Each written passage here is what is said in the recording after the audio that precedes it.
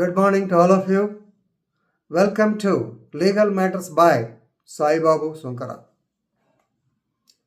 This is a case related to maintenance 125 CRPC. Present section, కొత్త section 144 అనుకుంటున్నాను BNSSలో. So ఈ 125 CRPC మీద ఒక కేసులా వచ్చింది. దీనికి ఆరిజిన్ ఏంటంటే, నేను పోలీస్ అధికారిగా పనిచేసే కాలంలో సహజంగా అమ్మాయి అబ్బాయి అప్పటికే 18 ఇయర్స్ కిడ్నాపింగ్ ఇవన్నీ ఉన్నాయి. కాకపోతే అప్పుడు 18 ఇయర్స్ ఉన్నా కానీ చాలా సందర్భాల్లో కిడ్నాపింగ్ కేసు రిజిస్టర్ చేయడం జరిగేది.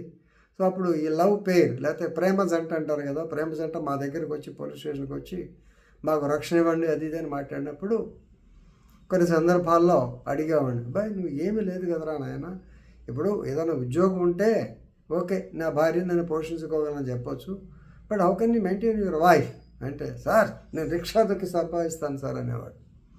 ఇప్పుడు లక్కీగా ఈ రిక్షాలు అనేవి కనుమరుగైపోయి ఆటో రిక్షాలు వచ్చినాయి. మరి ప్రజెంట్ జనరేషన్లో ఆటో రిక్షా దొక్కి సంపాదిస్తా అంటాడో నాకు తెలియదు. కానీ దీని అర్థం ఏంటంటే, I can maintain my wife at any cost even though I'm employed అని ఆ మాట ఆ కాలంలో చెప్పారు. అదే కోర్టు కూడా ఖచ్చితంగా it is the duty of the husband to maintain the wife and children అని ఇంకొకసారి నొక్కి వక్కాణిస్తుంది ఈ కేసు ద్వారా.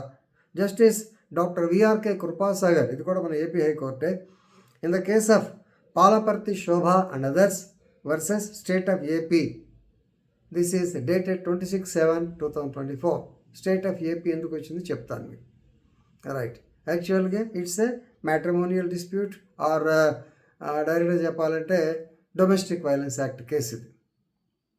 Right, Shobha and children actually they seek maintenance from the husband.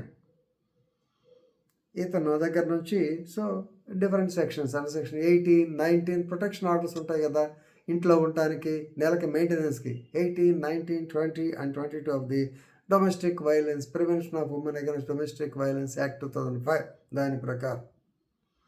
Right, husband is working as an officer in Bank of America, drawing a salary of around 93,000 per month.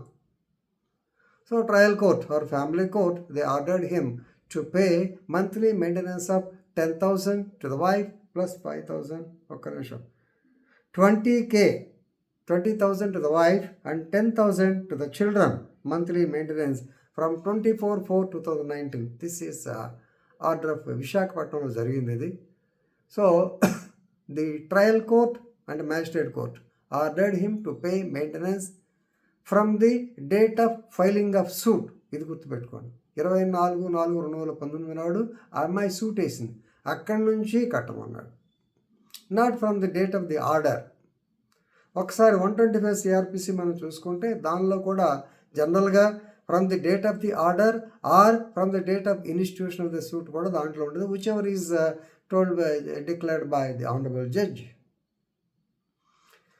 So దీని మీద 24/4/19 నుంచి అంటే husband he has gone for revision before the Mahila court Visakhapatnam Mahila S. So this husband he preferred appeal before Vizag మహిళా court and actually they partly allowed.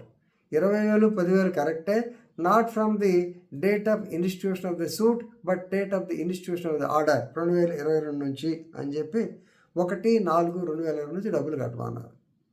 ఎందుకు ఇది కూడా మనం తెలుసుకోవాలి. హస్బెండ్ తరఫున అతను advocate, as he agreed the man is drawing a salary of 93,000 per month, it's okay, but due to corona which happened in the year 2000 నుంచి 2022 వరకే మనకి ఫస్ట్ ఫేజ్ సెకండ్ ఫేజ్ అలాడిచ్చినాయి. ఆ టైంలో Bank of America it's a private company, private bank. So చాలామంది జీతాలు ఇవ్వలేదు, maintenance కుదరలేదు. కాబట్టి అదే గవర్నమెంట్ అయితే గవర్నమెంట్ వాళ్ళకి వచ్చినాయి, వాళ్ళు కూడా లేట్గా వచ్చినాయి.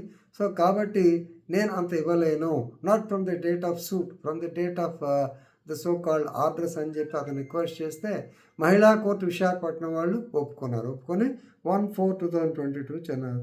దానికి against this agreed by this woman this Palapatti Shobha, she approached the Honorable High Court of AP, citing the very famous case Rajneesh versus Neha 2021. So మీకు గుర్తే ఉంటుంది, రజనీష్ వర్సెస్ నేహా కేసు అనగానే మనకి ప్రాపర్టీస్ ఏమున్నాయో భర్త కానీ భార్య కానీ వీళ్ళంతా ఎఫిడవిట్ రూపంలో వేయాలి అనేది ఆ కేసు నుంచి, సుప్రీంకోర్టు ఇచ్చిన కేసు నుంచి వచ్చింది. ఆ కేసు చెప్పారు. But of course please remember here maintenance is or వర్కెస్ నేహాన్ date of application. Okay right, ఏదైనా సరే డేట్ ఆఫ్ సూట్ కావచ్చు, date of, but the main point is మొదట్లో నేను చెప్పానే, it is the duty of the husband to maintain the wife. కాబట్టి from the date of ఆవిడకి ఎవరు చూసేవాళ్ళు లేరు, పిల్లల్ని చదివించేవాళ్ళు లేరు. కాబట్టి from the date of institution of the suit is right. So మహిళా కోర్టు ఇచ్చిన orders they are set aside. Very beautiful judgment. Please read it and enrich your legal knowledge. Thank you.